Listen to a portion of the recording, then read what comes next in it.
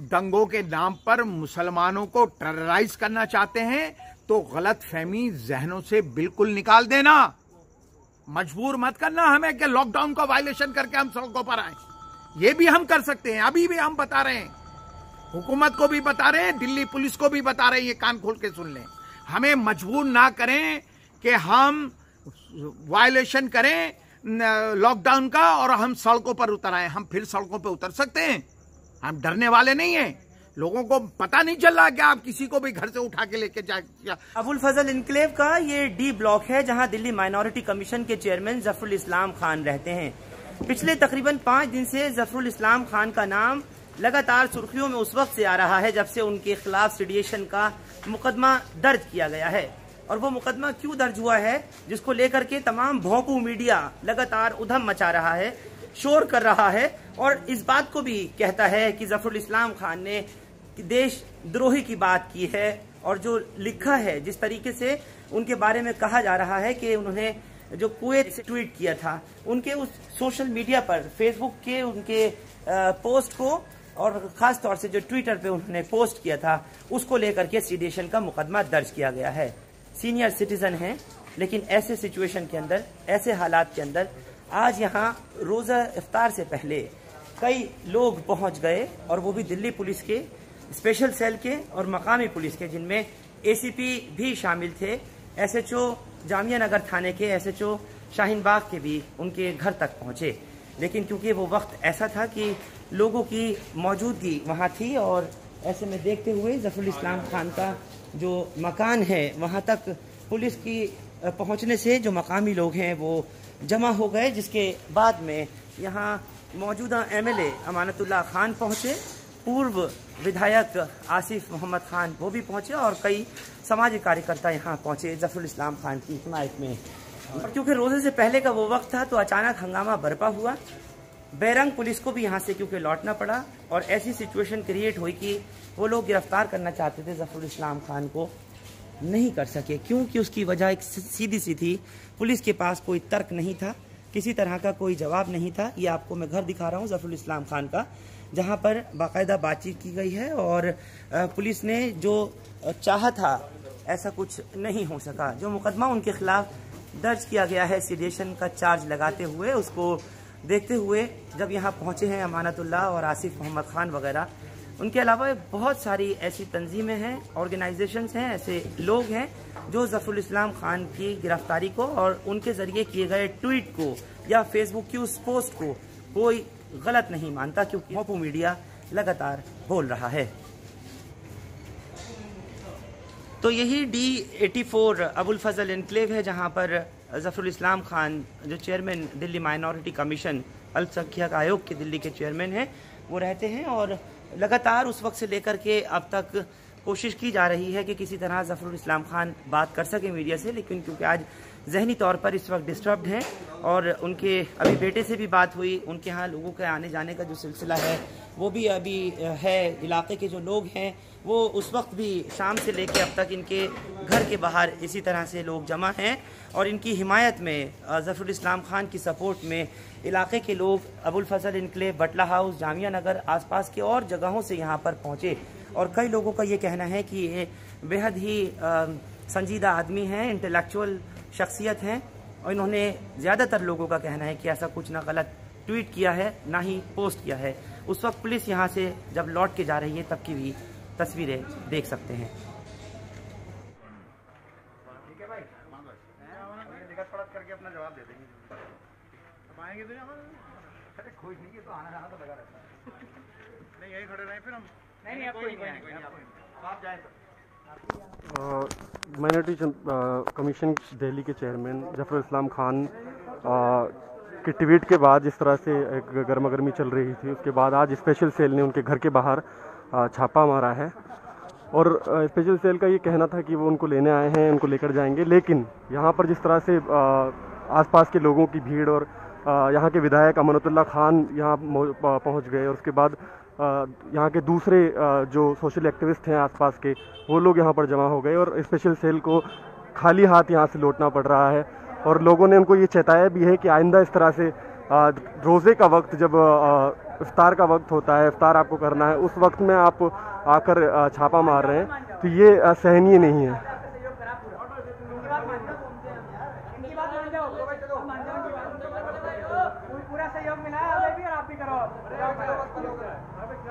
अभी हम यहाँ पर खड़े हैं और ये जिस तरह से पुलिस करती है, मीडिया को काम करने से रोक रहे हैं। और जिस तरह से आपको दिखा दें, जफरुल इस्लाम खान जो कि माइनॉरिटी कमीशन के चेयरमैन हैं, उनके घर पर पुलिस ने छापा मारा है और पुलिस को खाली हाथ यहाँ से लौटना पड़ा है। यहाँ के लोग, आसपास के लोग, यहाँ के विधायक भी यहाँ पर आ गए हैं।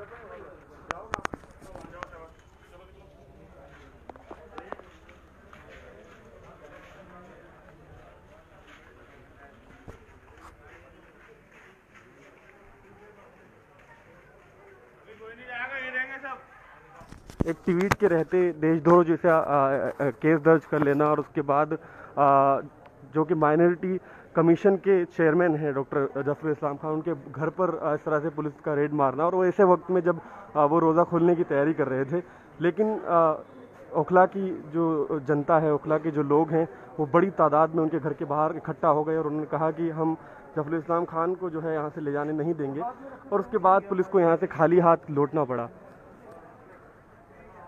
मौजूदा एमएलए अमानतुल्लाह खान भी यहाँ पर पहुंचे थे, उनकी भी पुलिस के अफसरान से बात हुई है।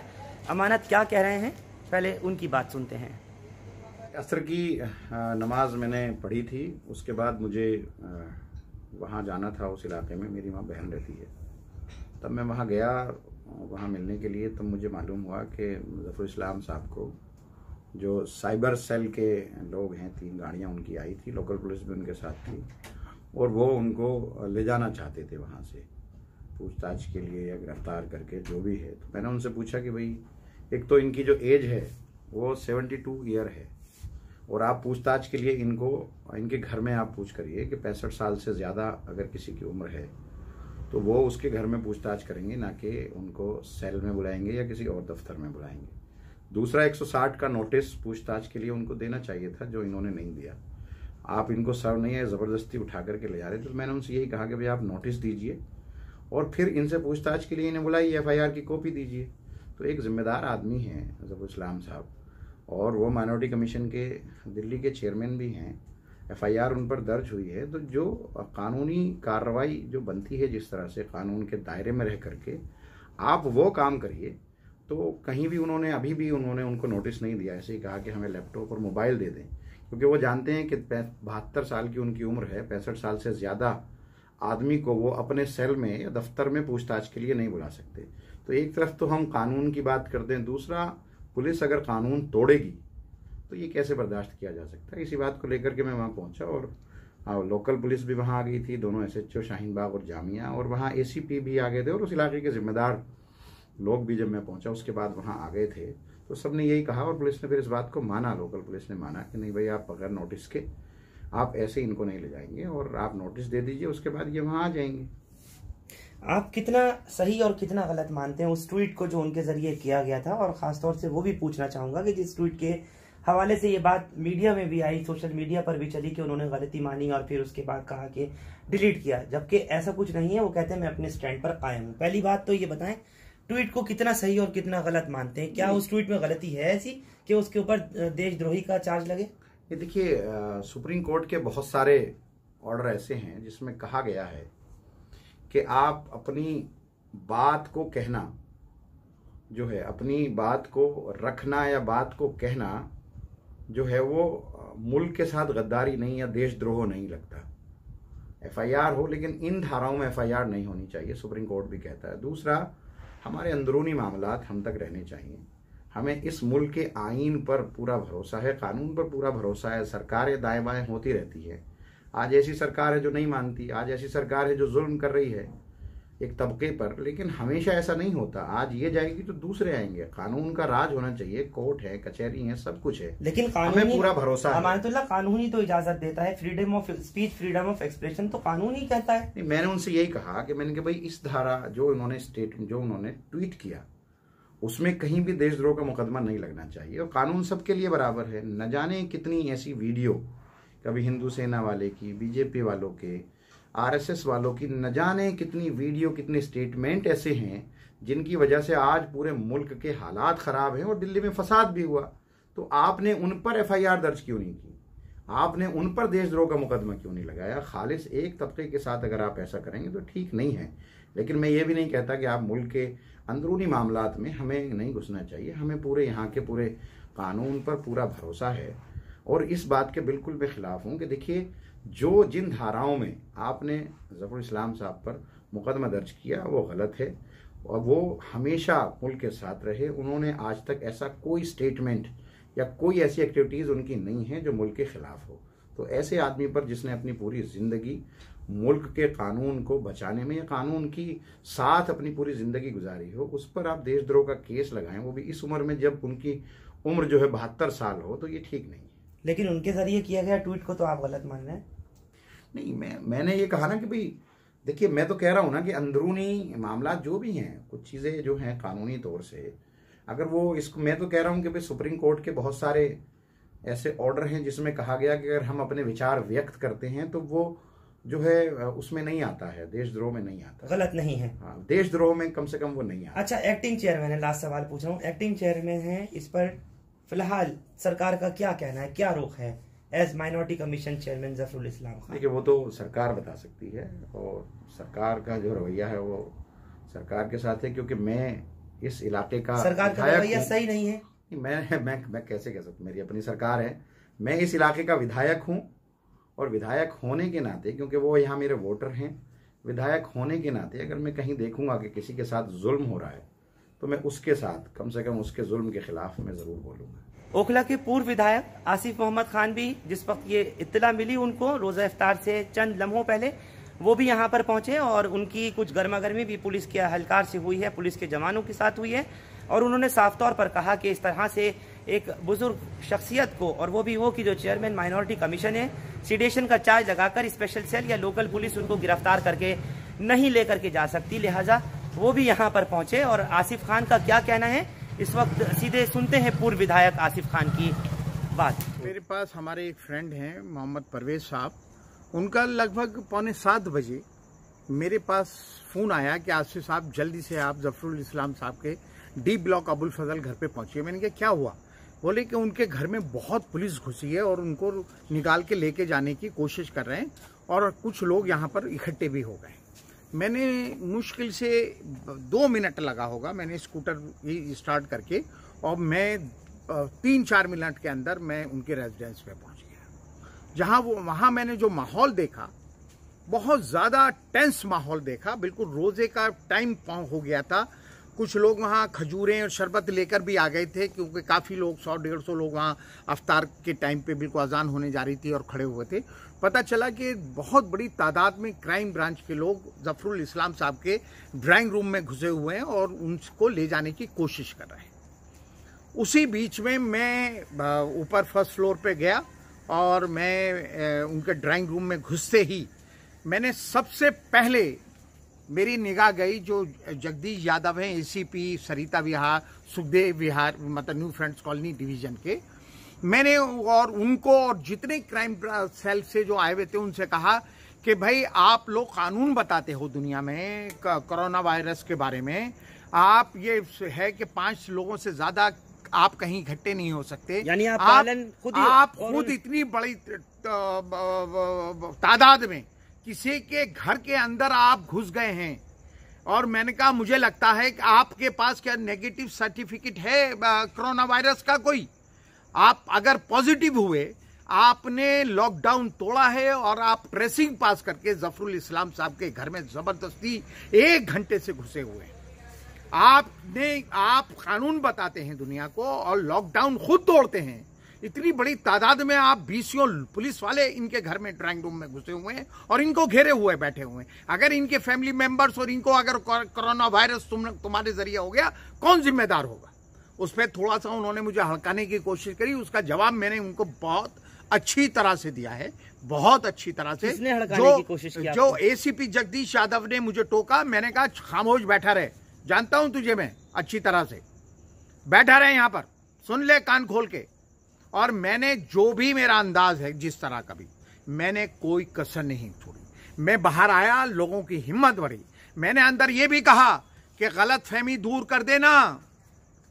तुम्हें पता है कि हमने तुम्हारा जामिया नगर में क्या हाल किया था। कोरोना अगर लॉकडाउन का गलत इस्तेमाल मत करना, जिसके घर में चाहे ले जाते हो। लॉकडाउन हमेशा नहीं रहेगा, तुम्हें इसका हम जवाब देंगे। कान खोल के सुन लेना, और अभी भी इस टाइम भी तुम्हें हम जवाब देंगे। बाहर बहुत बड़ी तादाद में लोग इकट्ठे हो गए। उसके बाद एसीपी किसी को फोन करता हुआ जगदीश यादव बैल्कनी में आया। मैं थोड़ा साइड में लोगों को बात बता रहा था, लोगों के साथ उसने तू तड़ाक गाली गलौज करने लगा एसीपी। मैं फौरन आके उसने जितनी पब्लिक को गालियां दी, मैं ऑन रिकॉर्ड कह रहा हूं, जितनी बदतमीजी करी उसके रिएक्शन में डबल उसको जवाब दिया गया ऑन द स्पॉट। लोगों ने उनको कहा कि मतलब उस हद पर निकल आए कि या तो बहुत बड़ी फोर्स का इस्तेमाल करते जब लेकर जा सकते थे जफरुल इस्लाम साहब को। हमने कहा हम किसी कीमत पर भी। दूसरी बात ये, हाँ, ये जामिया नगर में पढ़े लिखे लोग रहते हैं, हम भी जानते हैं। ये 160 एक सेक्शन है सीआरपीसी का, जिसके तहत ये इन्वेस्टिगेशन करके नाम पे ले जाते हैं। और पहले तो नोटिस, इनको तो नोटिस भी इशू नहीं करा, क्योंकि वो सीनियर सिटीजन है इसलिए। और उसमें क्लॉज है कि आप सीनियर सिटीजन अगर 160 सीआरपीसी में कि अगर कोई आप इन्वेस्टिगेशन के नाम पे ले जाते हैं, अरेस्ट कर लेते हैं, तो उसमें यह है कि अगर कोई सीनियर सिटीजन है, 65 साल से ऊपर की उम्र का है, तो आप उसका इन्वेस्टिगेशन, या लेडी है उसका इन्वेस्टिगेशन आप उसके घर पर उसे ज्वाइन करिए इन्वेस्टिगेशन पे। आप और लॉकडाउन लगा हुआ है, आप जबरदस्ती थाने ले जाते हैं। आप अगर कोरोना वायरस उनको हो जाता है, कौन जिम्मेदार होगा उनकी फैमिली के, उनके लोगों को। जब हमने कहा कि तुम लॉकडाउन तोड़ रहे हो, तुम सीआरपीसी 160 का 160 का वायलेशन कर रहे हो, हम जानते हैं, सब पढ़े लिखे लोग हैं, जफरुल इस्लाम साहब भी पढ़े लिखे हैं, आप जबरदस्ती नहीं लेकर जा सकते। उनको जब ये महसूस हुआ कि यहाँ बहुत बड़ी फोर्स का इस्तेमाल करेगा, शायद जब भी हम नहीं लेकर, या माहौल खराब हो सकता या था। माहौल, मैंने कहा कि ये कोई टाइमिंग है जब मुसलमान इबादत के टाइम में रोजा अफ्तार करना, आप जानबूझकर जामिया नगर का माहौल खराब करने आए हो यहाँ पर। आपको अगर कोई इनसे इन्वेस्टिगेशन करना था, 160 का आप इनको नोटिस सर्व करते। आप सीनियर सिटीजन है, 72 साल की उम्र है, जिम्मेदार हैं। मैंने कहा क्या ये चोर उचक्के हैं या आप इनको हार्डकोर क्रिमिनल समझ रहे हो? एक ट्वीट किया है, आपने केस रजिस्टर्ड कर दिया। आप अगर इनको इन्वेस्टिगेशन ज्वाइन करने का आप इनको नोटिस इशू करते, और अगर ये नोटिस पे आते या आपको ये कहते कि मैं सीनियर सिटीजन हूं, मैं ज्वाइन करने को तैयार हूं, आप मेरे घर पे आइए। 160 सीआरपीसी में क्लॉज है कि 65 साल की एज से ऊपर अगर कोई सीनियर सिटीजन है, आप उसको थाने इन्वेस्टिगेशन के लिए नहीं लेके जा सकते। आप उसके घर पर उससे इन्वेस्टिगेशन उससे ज्वाइन करवाइए और करिए। हम इन्वेस्टिगेशन पे कोई एतराज नहीं है। आपको कोई जानकारी उनसे चाहिए, आप आइए, 10 बार आइए, मोस्ट वेलकम। लेकिन आप अगर एरिया का माहौल या आप टेरर बनाने की कोशिश करते हैं, या आप CA/NRC और जो दंगों के नाम पर मुसलमानों को टेरराइज करना चाहते हैं, तो गलत फहमी जहनों से बिल्कुल निकाल देना। मजबूर मत करना हमें कि लॉकडाउन का वायलेशन करके हम सड़कों पर आए। ये भी हम कर सकते हैं, अभी भी हम बता रहे हैं, हुकूमत को भी बता रहे हैं, दिल्ली पुलिस को भी बता रहे हैं, ये कान खोल के सुन लें। हमें मजबूर ना करें कि हम वायलेशन करें लॉकडाउन का और हम सड़कों पर उतर आए। हम फिर सड़कों पर उतर सकते हैं, हम डरने वाले नहीं हैं। लोगों को पता नहीं चल रहा कि आप किसी को भी घर से उठा के लेके जा, सफूरा को आप गफ्फार मंजिल से ले गए, आप किसी को वहां से शफाउर रहमान को आप सटले से ले आए, बेरठ से बहाने से ले आए। आप जिस तरह से अरेस्टिंग कर रहे हो, गलतफहमी निकाल देना। लॉकडाउन हफ्ते 10 दिन 15 दिन 1 महीने में हो जाएगा। और मजबूर मत करना कि हम लॉकडाउन तोड़ें, हम लॉकडाउन तोड़ देंगे। हम फिर बता रहे हैं दिल्ली पुलिस को, पूरा जामिया नगर सड़कों पर आ जाएगा। अगर दोबारा जामिया नगर में घुस के इस तरह की हरकत करी तो चाहे हम पे लॉकडाउन के केस रजिस्टर्ड हो जाएं, हमें अरेस्टिंग कर लें। मुझ पे आपने 2 केस रजिस्टर्ड कर रखे हैं, मुझे अरेस्टिंग करिए, मैं डरने वाला नहीं हूं। मुझे पता है कि मैं दंगे में शामिल नहीं था, मैं बसें जलाने में शामिल नहीं था, पुलिस को भी पता। अंडर प्रेशर करने के लिए हम पे आप फर्जी केस लगाते हो, हमें डराने के लिए कि हम पब्लिक को लीड ना करें। हम हर कीमत पर मुझ पे जामिया जो न्यू फ्रेंड्स कॉलोनी के जो बसेस जलने का मुझे लीड रोल रखा है, 2-2 खानों में मुझ पे FIR लॉन्च कर रखी है। मुझे डराने की कोशिश मत करना कि अरेस्टिंग हो जाएगी। मैं अरेस्ट होने के लिए बिल्कुल पैक कर रखा है, मैंने सामान जहन बना रखा है। और अगर आप दोबारा जामिया नगर में घुसने की कोशिश करी, स्पेशली स्टाफ या क्राइम ब्रांच, आप प्रॉपर तरीका अपनाइए। इन्वेस्टिगेशन हर जिम्मेदार आदमी इन्वेस्टिगेशन ज्वाइन करने को तैयार है। UAPA के नाम पर या UAPA लग जाएगी 6 महीने, अरे हमारी 6 साल भी जमानत ना हो, हम डरने वाले लोगों में से नहीं है। पाकिस्तान में हिंदू भाइयों के साथ अगर कोई जुल्म होता है, बांग्लादेश में हिंदू भाइयों के साथ कोई जुल्म होता है, अफगानिस्तान में होता है, तो यहाँ बहुत बड़ी तादाद में हिंदू भाई ट्वीट करते हैं, पोस्ट डालते हैं और डालनी चाहिए, मुझे एतराज नहीं है। लेकिन अगर यहाँ हिंदुस्तान में मुसलमानों के साथ गवर्नमेंट स्पॉन्सर्ड दंगे कराए जाए, मुसलमानों को मारा जाए, और अगर कोई मुस्लिम कंट्री से वहां कोई रिएक्शन होता है और उसको कोई सही कहता है कि भाई हाँ ये बात जो फला कंट्री ने कही है सही कही है, तो आप उस पर देशद्रोह लगा देंगे। मतलब पूरी दुनिया हिंदुस्तान के मुसलमानों को पिटता हुआ देखे, माइनॉरिटीज के साथ जुल्मों को देखे, आंख बंद करके देखे। क्या UNO में अगर ये मैटर आ जाए तो आप किसके खिलाफ देशद्रोह का केस रजिस्टर्ड करेंगे? मैं मानता हूं कि जफरुल इस्लाम साहब ने बिल्कुल सही ट्वीट किया है, मैं तो अप्रिशिएट कर रहा हूं। उनको ना माफी मांगनी चाहिए, जेल जाना पड़े जेल जाएं। मैं फिर ये बात कह रहा हूं कि हमें मजबूर मत करना कि हम लॉकडाउन को तोड़ें और हम जामिया नगर के लोग इसके खिलाफ फिर से सड़कों पर उतरें। ये नौबत आ गई है कि हम सड़कों पर उतरने पर मजबूर हो गए। अगर दोबारा ये हरकत हमने सुन ली, मैं लीड करूंगा। मेरा नाम है आसिफ मोहम्मद खान, मैं लीड करूंगा। चाहे जामिया का प्रोटेस्ट चालू कर देंगे, शाहीन बाग की 13A रोड का भी प्रोटेस्ट हम चालू कर देंगे। जो अंजाम होगा उसको हम भुगतने को बिल्कुल तैयार। ये बात। और इस बवाल के बाद तस्लीम रहमानी का क्या कहना है? जफरुल इस्लाम खान को गिरफ्तार करने जब आई पुलिस तो उनको भी जब इत्तला मिली, उनका क्या कहना है? चलते हैं जफरुल इस्लाम खान के सपोर्ट में बोल रहे तस्लीम रहमानी के पास। दिल्ली पुलिस के स्पेशल सेल के लोग दिल्ली माइनॉरिटीज कमीशन के चेयरमैन डॉक्टर जफरुल इस्लाम खान के घर पर पहुंचे और रेड की। शायद वो उनसे पूछताछ करना चाहते थे और उसके लिए उन्हें थाने ले जाना चाहते थे। उसके थोड़ी देर के बाद ही उनकी लॉयर बृंदा ग्रोवर का खत आया, जिसमें उन्होंने कहा कि सेक्शन 160 CRPC के तहत कोविड-19 के दौरान 72 ईयर्स की एज से ज़्यादा के किसी भी आदमी को उनके घर के बाहर ले जाने का हक पुलिस को नहीं है। इसके बावजूद भी पुलिस उनके घर पहुंच गई, जो बिल्कुल गैर कानूनी हरकत है। हम समझते हैं कि दिल्ली पुलिस को उनका अपना कानून मालूम होना चाहिए कि किस सूरत में उन्हें क्या करना है। यह हैरत की बात है कि किसी भी एक FIR का बहाना बनाकर और पुलिस जो है किसी भी सीनियर आदमी की, सीनियर सिटीजन भी हैं, और उसके अलावा जफरुल इस्लाम खान की एक हैसियत है पूरे मुल्क में भी और आलमी सतह पर भी जफरुल इस्लाम खान साहब को जाना जाता है कि वो एक चलते फिरते इंसाइक्लोपीडिया है। कभी कोई देशद्रोह की हरकत उन्होंने नहीं की, मुल्क से गद्दारी का कोई मामला उनके साथ कभी नहीं बना। लेकिन एक FIR का बहाना लेके कहीं से भी पुलिस किसी के खिलाफ भी कोई FIR करके उसको उठाने के लिए घर जा सकती है। ये सिर्फ एक बहाना है। क्या कहा ऐसा जफरुल इस्लाम खान ने?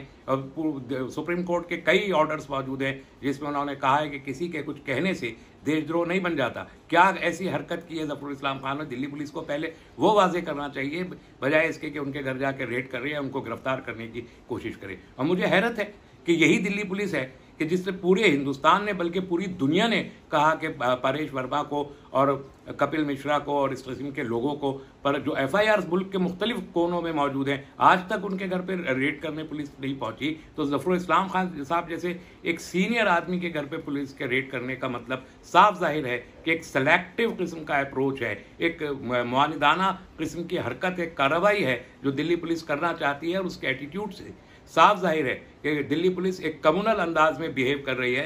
जो असल मुजरिम है दिल्ली के फिसादात के, उनको बख्श दिया। NRC के खिलाफ और CA के खिलाफ मूवमेंट को लेके जिन लोगों ने शाहीन बाग पे हमले किए, जिन्होंने जामिया पे स्टूडेंट्स पर गोली चलाई, उनके खिलाफ जो कार्रवाइयाँ की गई हैं वो अभी तक किसी को मालूम नहीं है। लेकिन जफरुल इस्लाम खान साहब जैसे सीनियर पढ़े लिखे सहाफ़ी को जिस अंदाज से पुलिस उठाने की कोशिश कर रही है, ये बिल्कुल वही अंदाज है जैसे गौतम नौलक्खा को और मुल्क के जो दूसरे सीनियर लोग हैं उनको हैरेस किया जा रहा है। इसी तरीके से ये हैरेसमेंट है। लेकिन हम वाजे करना चाहते हैं कि दिल्ली पुलिस या कोई भी सरकारी एजेंसी अगर कोई गैर कानूनी हरकत करती है तो अवामी सतह पर उसको बर्दाश्त नहीं किया जाएगा। सरकार का इस पर क्या स्टैंड है ये भी अब देखना दिलचस्प होगा। लेकिन जरूरत इस बात की है कि जिस तरीके से स्पेशल सेल और लोकल पुलिस ने उनके घर पर रोजा खुलने से चंद मिनट पहले धावा बोला, जिसको देखते हुए यहां से अमानतुल्लाह भी पहुंचे और उधर से और कई समाजी लोग पहुंचे और उन्होंने आकर के कोशिश यही की कि जफरुल इस्लाम खान को, जिनकी उम्र 72 साल बताई जा रही है, इस तरह से गिरफ्तार नहीं किया जाना चाहिए। हिंदुस्तान लाइव फरहान याहिया आप लोग यूट्यूब पर सब्सक्राइब कर सकते हैं और क्लिक कर सकते हैं बेल आइकन हमारी खबर की पहली नोटिफिकेशन के लिए। फेसबुक पर हमारा page Hindustan live Farhan Yahya follow और लाइक कर सकते हैं। बहुत बहुत शुक्रिया आप सबका साथ जुड़ने के लिए। Thank you for now.